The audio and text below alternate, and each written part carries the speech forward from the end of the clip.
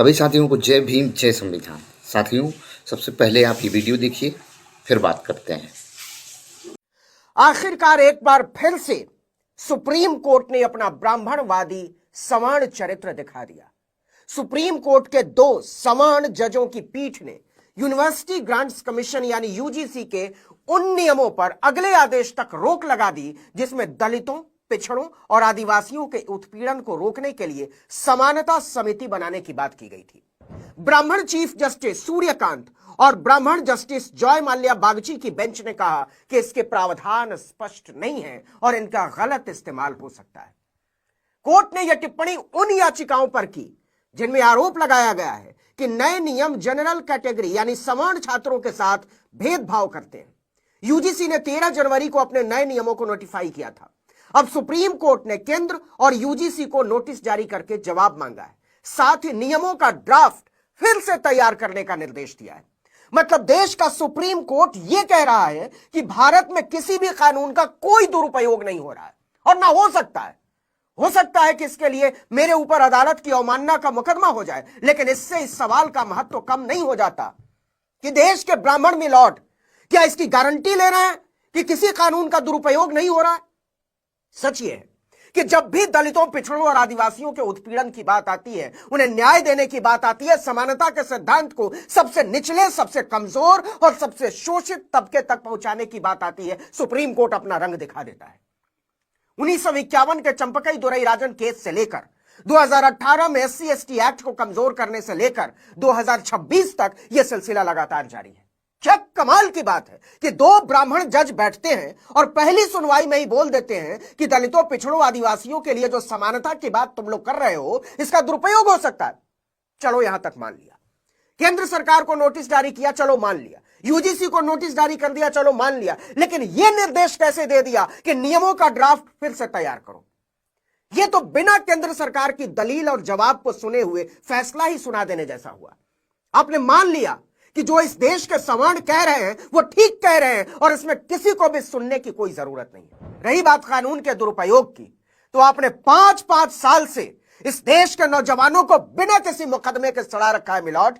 क्या supreme court की सबसे ऊंची कुर्सियों पर बैठे शर्मा जी के लड़के गारंटी ले रहे हैं कि कानून का दुरुपयोग नहीं हो रहा है? एनफोर्समेंट डायरेक्टोरेट यानी ईडी के कुल दर्ज मामलों में केवल 50-60 केसों में कन्विक्शन हुआ। रिपोर्ट्स में ओवरऑल कन्विक्शन रेट 2% भी नहीं पहुंचता।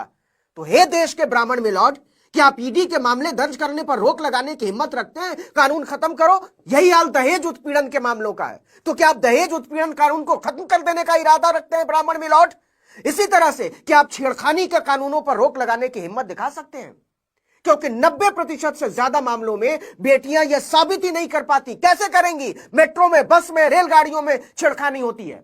इसका मतलब यह हरगिज नहीं है कि अपराध हुआ ही नहीं। यह भयावह है कि आपको लगता है कि कानून का दुरुपयोग हो सकता है, इसलिए कानून होना ही नहीं चाहिए।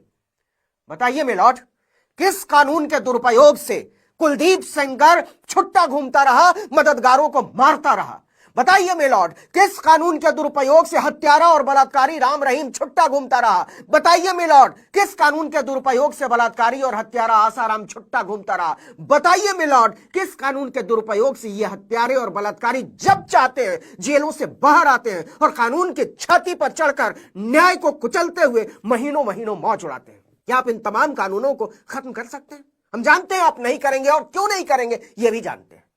लेकिन जब दलितों, पिछड़ों पर सदियों से जारी जुल्म को रोकने की बात आती है, उन्हें सुनने की बात आती है, उन्हें मनुष्य मानने की बात आती है, तो ब्राह्मण जज कहते हैं कानून को फिर से लिखो, इसका दुरुपयोग हो सकता है। तो आज तो कोर्ट ने जो हमारी तीनों रिट याचिकाएं थीं, जो और हमारे पक्षकारों ने भी दायर की हैं, राहुल दीवान की तरफ से याचिका दायर हुई है, अनुभव पांडे, रूबल पटलिया, संजय दीक्षित, इन सारी याचिकाओं पे कोर्ट ने आज नोटिस जारी किया है और यूजीसी रेगुलेशंस पे पूर्णतः रोक लगाई। क्यों न माना जाए कि देश साथियों, जितनी बार भी हमारा देश गुलाम हुआ, जो हमारे देश में आए और हमारे देश को गुलाम बनाए, बल्कि उनको बुलाने वाले यही जातिवादी लोग थे, और वो आए और हमारे देश को गुलाम बना करके हमारे देश पे राज किए।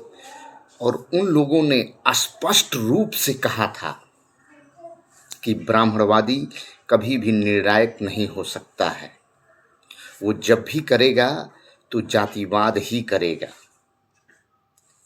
चाहे वो अंग्रेज हों, चाहे वो मुगल हों, इन सभी लोगों ने ये बात बोली थी कि ब्राह्मण कभी निर्णायक हो ही नहीं सकता। वो जब भी करेगा तो जातिवाद ही करेगा, और वही हो रहा है। साथियों, हर जगह पे इनके लोग बैठे हुए हैं और वो समय समय पर इस तरह का नज़ारा हम लोगों को देखने को मिलता है कि ये किस तरीके से जातिवादी हमारे देश को और हमारे समाज को खोखला कर रहे हैं। और रही बात SC ST OBC की, तो मैं इन युवाओं से कहना चाहता हूँ कि ये सब सारी चीज़ें देखने के बाद भी अगर तुम्हारी आंखें नहीं खुल रही हैं, तुम्हारे ऊपर हिंदू राष्ट्र का भूत अभी भी नहीं उतरा है, तो तुम गधे और महाचूतिया हो। सबसे पहले तुम लोग अपना इतिहास जानो कि तुम हो क्या, उसके बाद अपने हक और अधिकार के लिए आवाज उठाओ,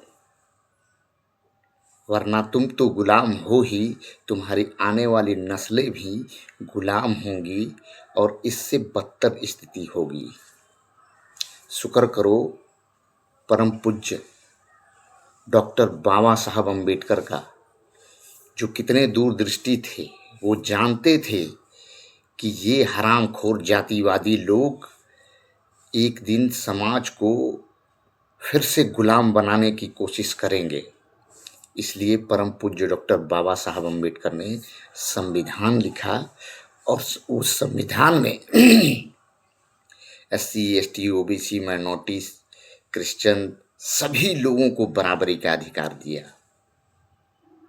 अब भी समय है, सुधर जाओ और जगो। सभी साथियों को जय भीम, जय संविधान।